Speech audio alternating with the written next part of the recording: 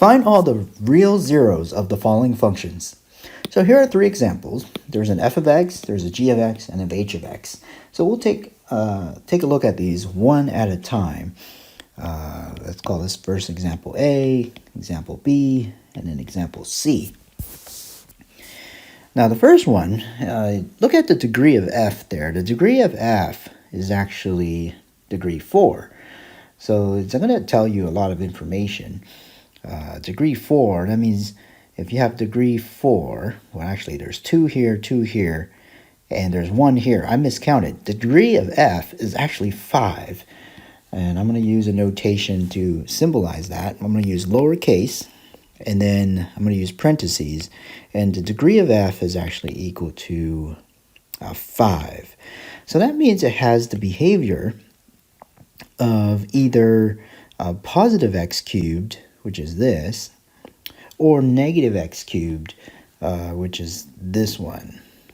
So it also tells you your end behavior. And remember, the end behavior is simply the little arrows at the very, very end of your graph. Okay, the domain of any polynomial is all real numbers. So when we talk about the ends, we talk about the very far left and very far right, or very far left and very far right. So because it's degree 5, it either looks like an x cubed polynomial, or it looks like a negative x cubed polynomial. Since the coefficient is 2, we know that it actually looks like a positive x cubed polynomial.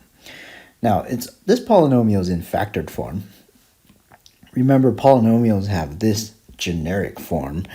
P of x is equal to a sub n x to the n plus a sub n minus 1, x to the n minus 1 plus a sub n minus 2, x to the n minus 2.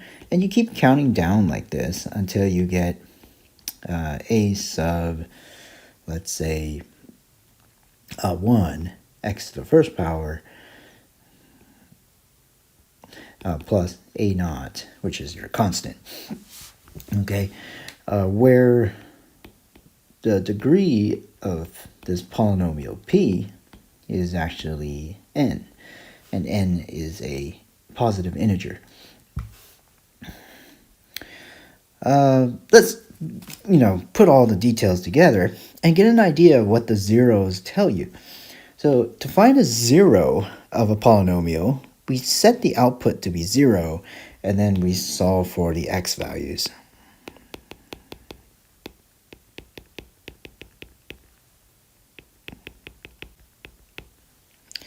So that means 2 is not equal to 0.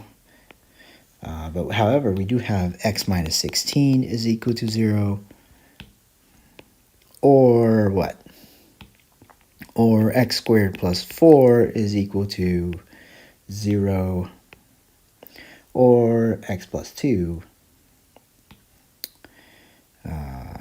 X plus 2 quantities squared is equal to 0. Okay.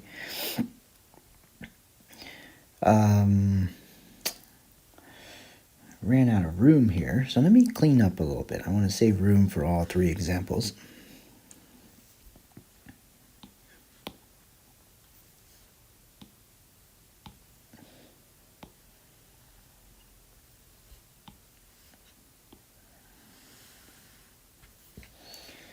Okay.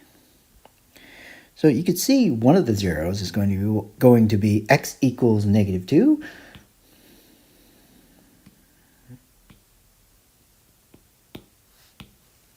So x equals negative 2, x equals 16. This one here, this yields no solution, or no real solution. So we are done with the zeros here. Now this has degree 5. So with x plus 2, with the factor x plus 2 having multiplicity of 2, so this actually tells you a lot of information. It's a positive coefficient of 2, so you know its end behavior is going to look more like this one over here, the positive x cubed. So it's going to look like this one because we have a positive 2 here.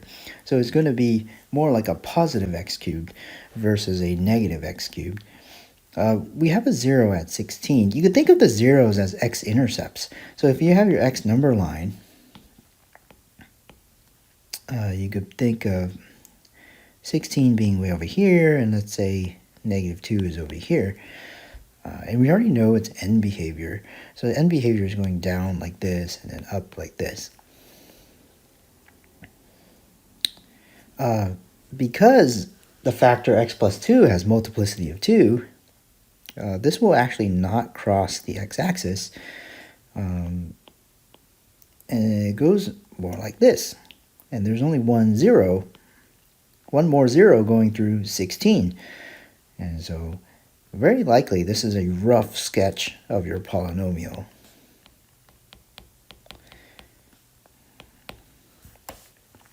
And if you want to see the y-axis, perhaps I could put it now right here in a different color. There's your y-axis. But remember, the zeros is analogous to finding the x-intercepts. Let's look at example B. Let's look at g of x. Can we find the zeros there? Of course we can. Once again, make sure your output is actually 0, and then we're going to solve for x.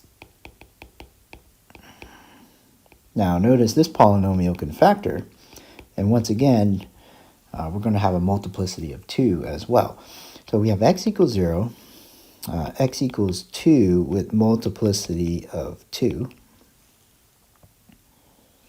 Now this time over here we had multiplicity of 2. That's my abbreviation for multiplicity. Multiplicity spelled out is this. Multiplicity of 2 here. What else do we have? We have x equals negative 2 with multiplicity of 1. So there are your zeros.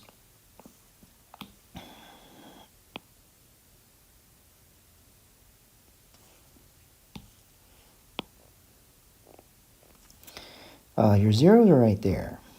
Now, how do we put this graph together? Well, g of x has this behavior. G of x has odd degree. So g of x has a degree of 5. So that means it's going to look like, actually, and there's a negative coefficient this time. There's a negative coefficient and it has degree 5. So it's actually going to look like this one here, this end behavior, more like the opposite of x cubed. It's going to look more like that function. And if you draw the zeros, there's 3 zeros. They're evenly spaced, which is nice. So we have a negative 2, a 0 to be a 0, and then we have positive 2. Oops, I said negative 2.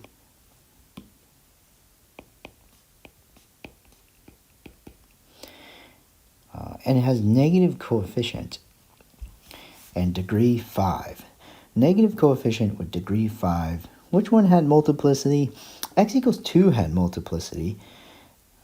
So very likely it's going to come down this way. And it's going to go like this and like this. And because it's degree 5, you could do this. Yeah.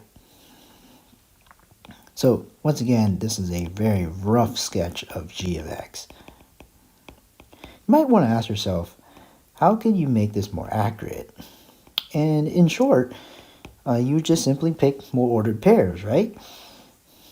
You just pick more ordered pairs.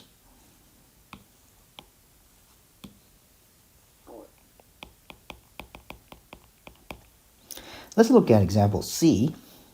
Example C also has degree 5, but negative 4, so negative coefficient. Notice the degree of h is once again 5.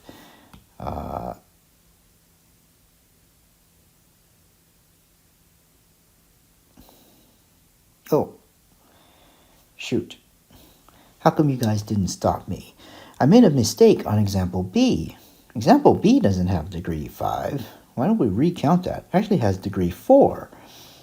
Degree 4, no problem. We could fix that. It has degree 4.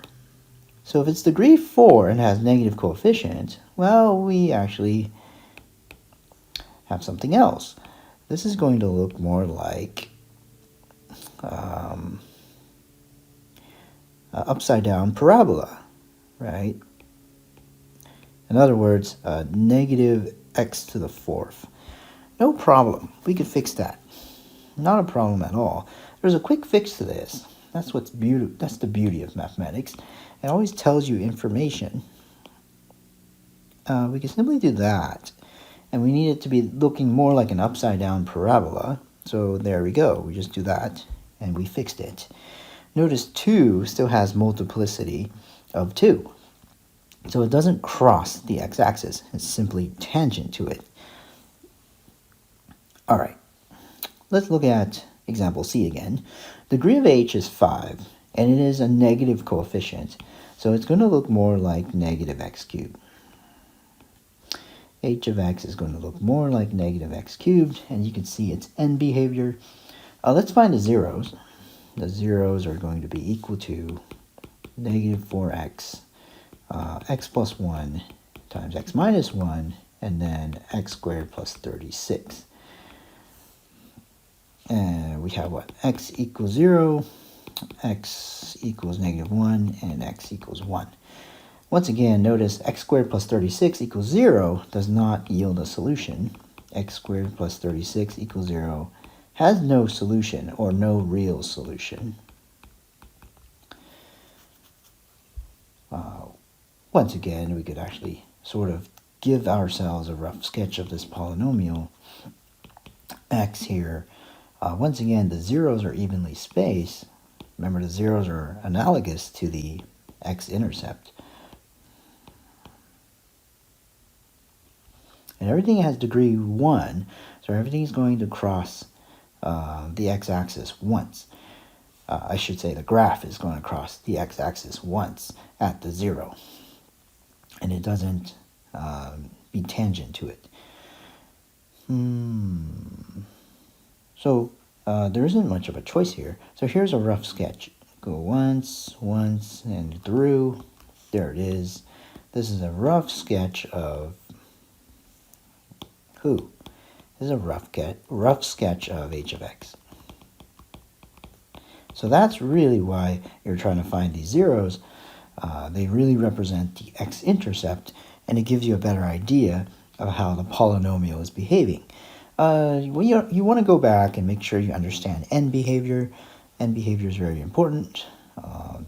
Degree 4, what happens with the negative coefficient, what happens when you have a negative coefficient, what happens when you have a positive coefficient, and so on and so forth.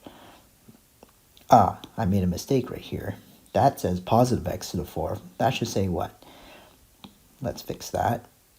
That should say similar to negative x to the 4th. I meant to write the similar symbol and then write negative x to the 4th. Let's make that negative x to the 4th stand out. Beautiful. I need to circle my zeros for the example C. There they are. And you should indicate multiplicity if a particular zero has multiplicity. So notice x equals 2 here has multiplicity of 2. Should definitely mention that. So remember to write everything on your paper. Don't let anybody graph for you. Draw your own graphs. Use your own paper. Use graph paper as needed. All right. Keep up the good work.